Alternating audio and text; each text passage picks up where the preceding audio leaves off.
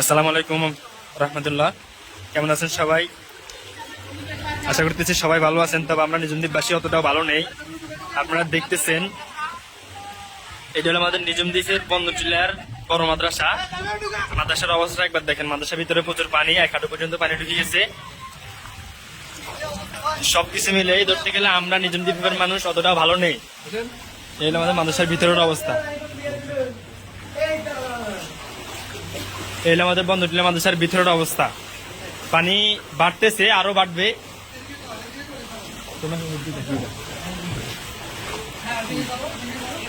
মাদ্রাসার সকলগুলা বেডিং পত্র উপরে তুলে দেওয়া হয়েছে। শিক্ষক ছাত্র সবাই ছাত্রদেরকে নিয়ে ভালো একটা তদারকির মাধ্যমে আছে।